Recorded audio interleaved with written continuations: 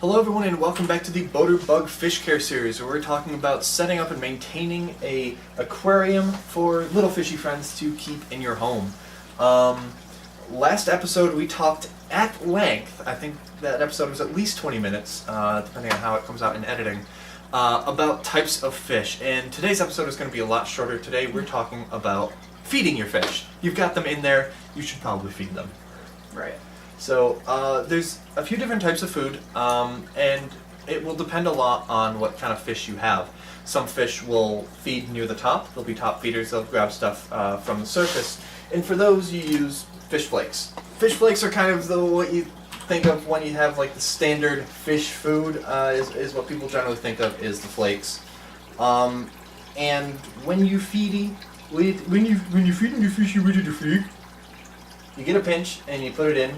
And the general rule of thumb for fish flake fishies is how much can they eat in 3 minutes.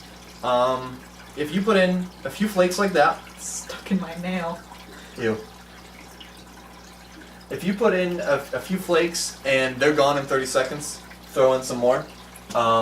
If you find that 5, 6, 10 minutes later there's still bits floating around, you fed them too much, bring that down. Overfeeding can have a couple of issues, chief among which is that it's adding a lot of stress to your nitrogen cycle by there being a lot of uneaten food. And flakes especially will kind of do that.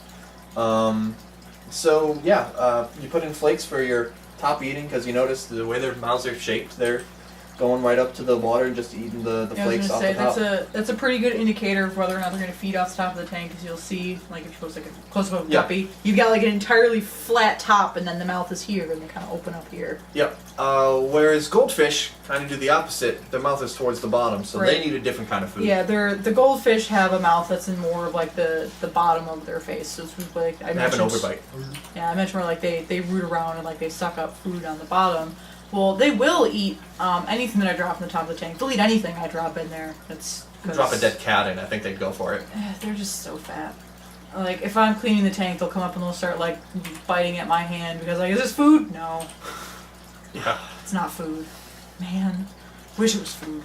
Is this food? No, it's still a hand. Alright. So for them, ideally, yes, they will eat flakes or whatever you put in there, but ideally you want to use pellets. Yeah. I have special little pellets for them, goldfish pellets. I actually have both flakes and pellets, and I kind of mix up a few times a week. I'll do one, a few times a week I'll do the other. I figure I've got both, give them the variety.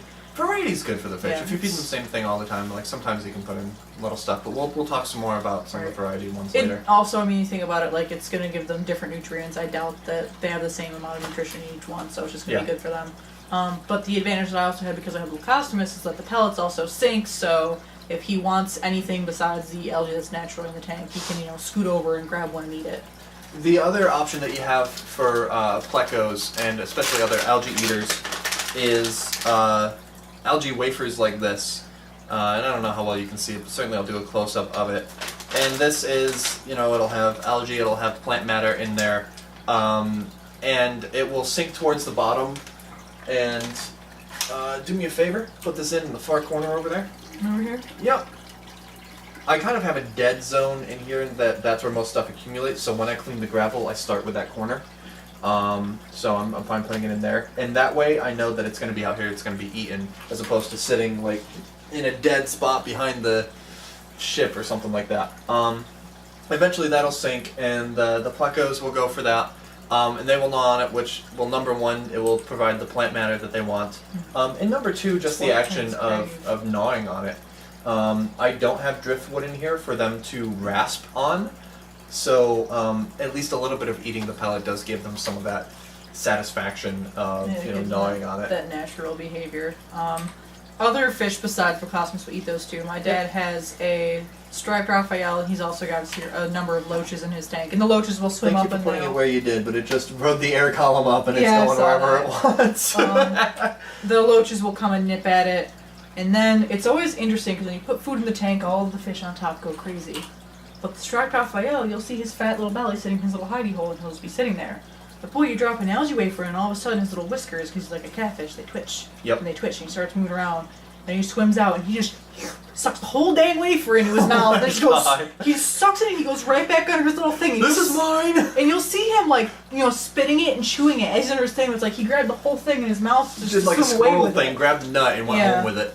So, we always have to put in more than one wafer. Because I was like, oh, put in a wafer. And he'd grab it. And I was like, oh, well, alright. Here's one broken up in a corner for the loaches. Yeah, I mean, the zebrafish are kind of nipping at the thing, but ultimately that will drop to the bottom.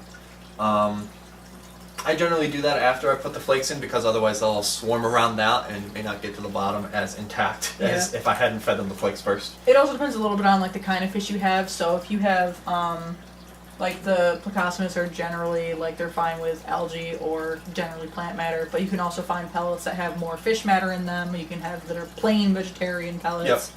Yep. You also have fish that just plain will eat other fish, which we don't have. There we go. The other Pleco found it. Okay, cool.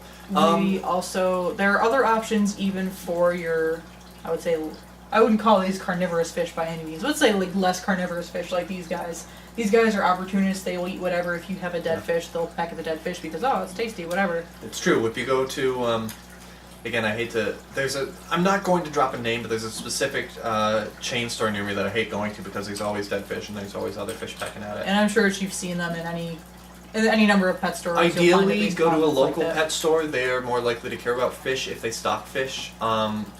Ideally, go to a fish store. But anyway, what are some other kinds of food? Like those are the staples: the flakes, the pellets, the wafers. There are other foods as well. There's like brine shrimp. You can either buy like they come in little like frozen packs, and you can either thaw them or just drop a little ice cube of brine shrimp in there, and they'll eat it. Or you can Are those actually like live or they're frozen little like squares. Yeah. Or protein. you can actually like grow your own brine shrimp. There's like a really easy setup where like an airstone bubbler, 2-liter bottle, like a 2-liter soda bottle with the bottom cut and like some water, and then you just like put the brine shrimp little eggs in there, and it'll agitate, and then a few days later it'll hatch, and it's this whole thing. Okay. And then it's a great source of protein. And it's something different for them. So if you've got baby fish, brine shrimp are great for them, like freshly hatched brine shrimp, especially because they're small. Gives them what they need to grow. They also, because the brine shrimp move around, it triggers the natural response of, oh my god, it's moving, I'm gonna go nibble at it, kind of thing. Yeah. Might be food, as opposed to just the floating flakes, which they may not recognize as food. Yeah. Also of note is if you do feed flakes to baby fish, grind them up a little bit. Right. Or if you're almost out of flakes, you'll find that it's very fine at the bottom. Keep those aside for your babies. And those are for the fish that eat other fish. For your more vegetarian fish, like let's say your Plecostomus, you can blanch like zucchini, which is you boil it, and then like once it's boiled you dip it in ice water so it's not like totally mushy disgusting, and you can just like put it on like a little like a magnetic bread clip and like stick it on the inside of your tank, and they'll be able to suck on it and eat it, and it'll be delicious for them. I've also one thing that I've heard, and I think you helped me out with this too, that can help digestion with fish that are having digestive issues is shelled peas. Yeah. So look it up, but some human vegetables will also work for fish. Mm-hmm. We'll go into more of the shelled peas thing when it comes to fish illnesses, because it's very good for one of those. Yep. So, I think that's all I wanted to cover for food. Certainly a lot shorter than any of the previous episodes. Yeah. Oh, you're generally also going to feed them like when you eat, so like morning and night. Yes, as far as when to feed. So like twice a day. When I get up in the morning, I feed them. When I get home at night, I feed them, and then that's.